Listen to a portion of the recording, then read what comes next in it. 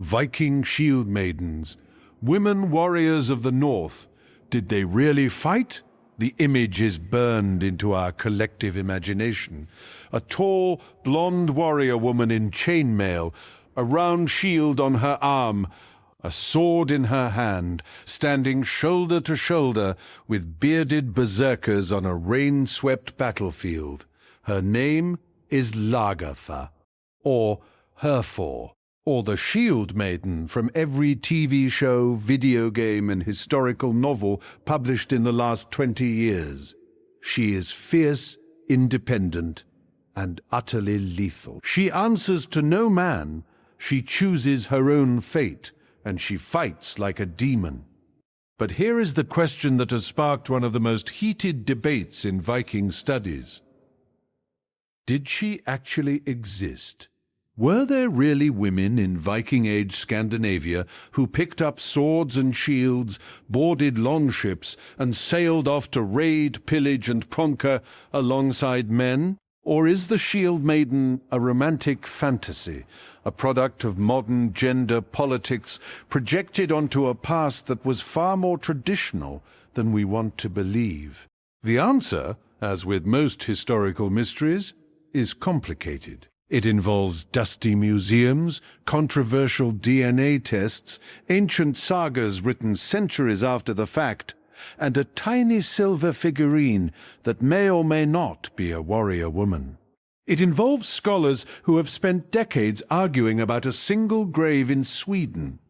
And it involves a fundamental question: how do we know what we know about the past? Today, we are going to dive deep into the world of the Viking Shieldmaiden. We will separate fact from fiction, legend from archaeology, and myth from reality. By the time we finish, you will understand why this debate matters, not just for understanding the Vikings, but for understanding how history itself is written. So grab your shield and your sword, metaphorical or otherwise, and let us march into the fray. Let us start with the word itself, shieldmaiden. In Old Norse, the term is skjaldmar. It appears in several medieval texts, most notably the Icelandic sagas and the works of the Danish historian Saxo Grammaticus. Saxo, writing in the early 13th century, described communities of women who dressed themselves to look like men and spent almost every minute cultivating soldiers' skills. He wrote of Lagertha, a warrior woman who fought alongside the legendary Ragnar Lothbrok, and who had the courage of a man, though but a maid. He wrote of Rusla, whose prowess in warfare exceeded the spirit of a woman. He wrote of Sela, Alfhild, and others. These are thrilling stories. But there is a problem. Saxo was writing 200 to 300 years after the Viking Age ended. He was a Christian chronicler with a clear agenda to portray the pagan past as a wild, violent, and exotic place. He may have exaggerated, he may have invented. He was certainly influenced by classical tales of the Amazons, the mythical race of warrior women from Greek mythology.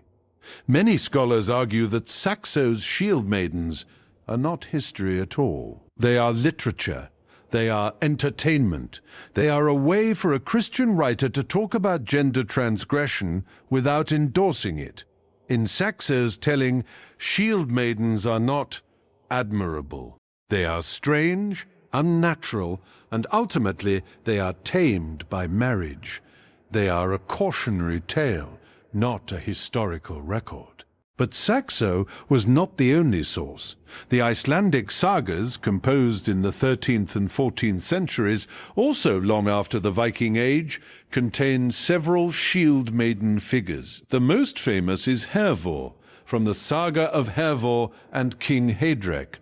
Hervor defies her grandfather's wishes, dresses as a man, and joins a Viking crew.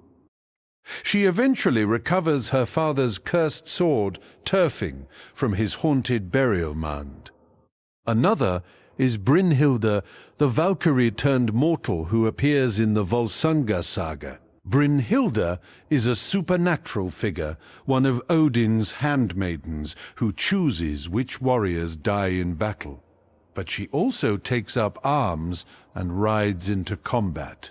Then there is Freydis Eriksdottir, the half-sister of Leif Erikson, who appears in the Saga of the Greenlanders. When attacked by indigenous people in Vinland, modern-day North America, Freydis picks up a sword, beats her bare chest with it, and terrifies the attackers into retreat. That story, at least, has a ring of authenticity. It is specific. It is not obviously copied from classical literature. It might be based on oral traditions that go back to the actual Viking exploration of North America around the year 1000. But it is still a saga, a story told for entertainment, not a court record or a chronicle written by an eyewitness. So the literary evidence is ambiguous. Shieldmaidens appear in the stories, but stories are not history. We need harder evidence. We need bones. In 1878, archaeologists excavated a grave in the Viking trading town of Berka in present-day Sweden. The grave was numbered BG 581. It was spectacular. The deceased had been buried with a full set of weapons: a sword, an axe, a spear, a battle knife, armor-piercing arrows, and 2 shields. There were also the remains of 2 horses, a mare and a stallion, and a full set of gaming pieces, including a small board. Gaming pieces, in Viking burials, are associated with high-ranking military leaders. They were used to plan battle strategies. This was not a common soldier's grave. This was an officer. For over a century, archaeologists assumed the skeleton was male. Of course it was male. Only a man could be a high-ranking Viking warrior. That was the assumption. It was not questioned. It was not examined. It was simply taken for granted. Then, in the 1970s, an osteologist, a scientist who studies bones, noticed something odd. The skeleton's pelvis looked female. The arms were relatively slender. The bone structure did not match the typical male warrior pattern. The osteologist published her findings. She was dismissed. The grave was recatalogued as probably female, but the weapons were still assumed to be symbolic, not functional. The debate festered for decades. In 2014, a new team of researchers from Stockholm and Uppsala universities decided to settle the matter once and for all. They extracted DNA from the skeleton's tooth and arm bone. They sequenced the genome. In 2017, they published their results. The Berka warrior had 2 X chromosomes and no Y chromosome. The Berka warrior was a woman, not a man, not a symbolic burial, not a ritual anomaly, a woman. A high-ranking Viking warrior buried with the full panoply of war. The scientific paper was clear. The genomic results revealed the lack of a Y chromosome and thus a female biological sex. The authors went further. The identification of a female Viking warrior provides a unique insight into the Viking society, social constructions, and exceptions to the norm in the Viking time period. This was the first formal genetic confirmation of a female Viking warrior. The news exploded. Headlines around the world announced the discovery: Viking warrior women really existed. Shieldmaidens confirmed. Game of Thrones was right. But then came the backlash. Skeptics raised several objections. First, they argued that the grave had been excavated in the 19th century, long before modern archaeological standards. Could the bones have been mixed up? Could the weapons belong to a different skeleton? The research team responded by reanalyzing the grave records. They confirmed that the skeleton and the weapons came from the same context. There was no evidence of mixing, Second, skeptics argued that weapons in a woman's grave might be symbolic, heirlooms, not tools of war. But as Charlotte Hedenstierna Johnson, one of the lead researchers, pointed out, since the site was excavated in the 1870s, it has constantly been interpreted as a warrior grave, because it looks like a warrior grave, and it's placed by the garrison and by the hill fort. Nobody's ever contested it until the skeleton proved to be female, and then it was not a valid interpretation anymore. That is a powerful point. We do not question male warrior graves. We assume the weapons mean the person fought. Why should a female warrior grave be held to a different standard? Third, skeptics argued that one grave does not prove a phenomenon. A single woman buried with weapons could be an exception, not the rule. She could have been a one-off, a unique individual in a male-dominated world. The researchers acknowledged this. They did not claim that shieldmaidens were common. They claimed only that at least one high-ranking female Viking warrior existed. That is a modest claim, but it is a revolutionary one, because it overturns the default assumption that all Viking warriors were men. If one woman could be a warrior, others might have been too. The Berserker grave is not the only evidence. Across Scandinavia, archaeologists have found dozens of female graves containing weapons. At the Gerdrup site in Denmark, a woman was buried with a spear at her feet. At Pupang in Norway, female burials contained axe heads, spear heads, and shield bosses. At Nesmo and Klinter in Sweden, women were buried with arrowheads. A 2011 study claimed that women made up as much as half of the remains among Norse migrants. Though that study was contested, the evidence is scattered, but it is accumulating. There is also iconographic evidence. A small silver figurine found in Denmark in 2012 appears to show a woman holding a sword and a shield. The figurine is unmistakably female. It has long hair and a dress-like garment, but it is also unmistakably armed. Is it a shield maiden? Or is it a Valkyrie? Valkyries were supernatural beings, Odin's handmaidens, who chose which warriors would die in battle and be taken to Valhalla. They are often depicted with weapons. The figurine could be a Valkyrie, not a human warrior. The distinction is crucial. One is myth, the other is history, and we cannot always tell them apart. This brings us to the central problem of shield maiden research, the blurring of categories. The Old Norse sources use several terms that modern readers often confuse. There are Valkyries, supernatural divine beings. There are shield maidens, human women who fight. And there are ordinary women who might pick up a weapon in self-defense, but are not professional warriors. The sagas sometimes blur these categories. Brynhilda is a Valkyrie who becomes mortal. Hervor is a human shield maiden who has supernatural adventures. The distinctions are not always clear. Moreover, the sagas were written by Christians centuries after the Viking Age for an audience that loved tales of the pagan past. The authors may have exaggerated, invented, or borrowed from classical sources. The shield maiden, some scholars argue, is a literary trope, a way for medieval Icelanders to explore questions of gender and power without challenging contemporary social norms. Judith Jesch, professor of Viking studies at the University of Nottingham, is a prominent skeptic. She argues that Viking women lived in a man's world, and that while they enjoyed high status in domestic life, they did not fight. She dismisses the silver figurine as a Valkyrie, not a shield maiden. She dismisses the weapon burials as symbolic. She argues that the Berserker woman, despite the DNA evidence, may have been an anomaly or may have been buried with weapons for reasons other than combat. Her position is respected.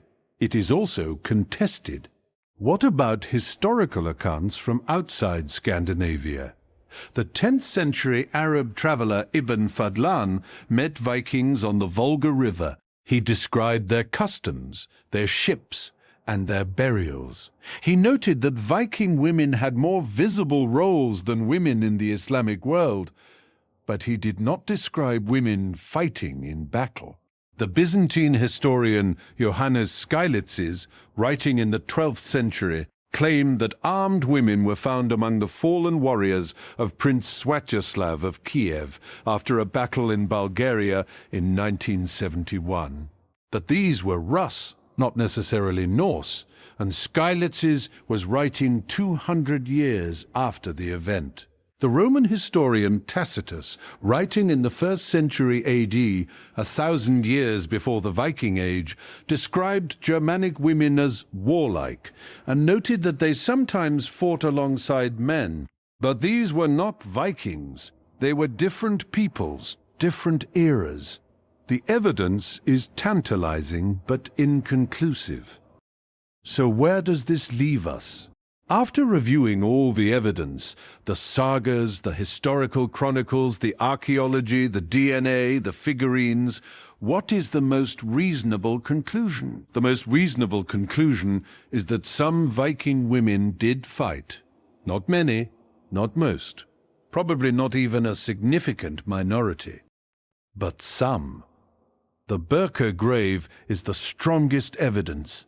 A high-ranking warrior buried with the full honors of a military leader, genetically confirmed as female. The other weapon burials suggest that women were occasionally buried with weapons across the Viking world. The sagas, while unreliable as history, suggest that the idea of a woman warrior was not unthinkable to the Norse. They had a word for it: skaldmar. They told stories about it. They did not recoil in horror from the concept. That matters. It tells us that a woman taking up arms was not an impossibility, not a violation of natural law, but a rare and remarkable event that could be celebrated in song and saga. But we must also be honest about the limits of the evidence. The vast majority of Viking warriors were men. The vast majority of Viking women were farmers, weavers, traders, and mothers. The shieldmaiden was the exception, not the rule, and we have no evidence for communities of shieldmaidens, entire units of women warriors, outside of Saxo's perhaps exaggerated accounts. The romantic image of a Viking longship crewed half by women is pure fantasy.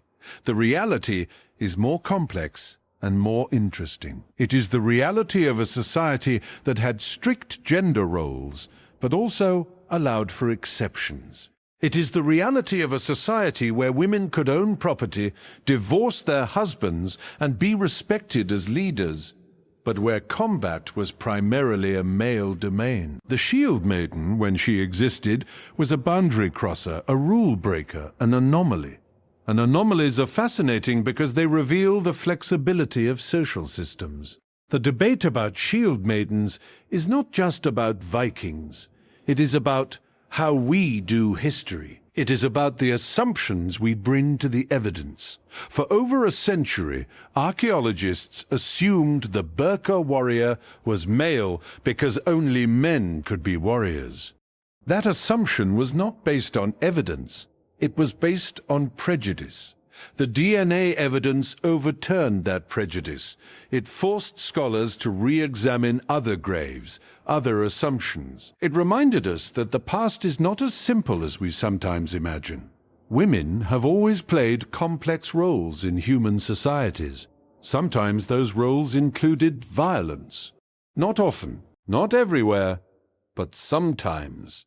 And when we find evidence of those exceptions, we must be willing to accept them, even when they challenge our preconceptions. That is what the shieldmaiden debate is really about. It is about the courage to follow the evidence where it leads, even when it leads to a woman with a sword. So, did Viking shieldmaidens really exist? The answer is yes, but not in the way that TV shows and video games portray them. They existed as rare, exceptional individuals. They were not the norm. They were not common. They did not sail in all-female crews. But at least one of them was a high-ranking officer, buried with gaming pieces and horses, respected by her comrades, feared by her enemies. Her bones are in a museum in Sweden. Her story is still being written, and every time a new grave is excavated, every time a new DNA sample is analyzed, we come a little closer to understanding who she really was. The Shieldmaiden is not just a myth. She is a memory of a woman who refused to stay home, who picked up a sword, who sailed into the unknown, and who died, perhaps in battle, perhaps of old age, with her weapons by her side. That is not fantasy. That is history, and it is time we told her story. The Viking Shieldmaiden, woman warrior of the North. She fought. She led. She lived, and in our imaginations and in our scholarship, she will never be forgotten. The debate continues, the evidence grows, and the truth, elusive, complex, and human, waits to be found. Skål to the Shieldmaidens. Whether they were many or few, they have earned their place in the sagas, and now in history.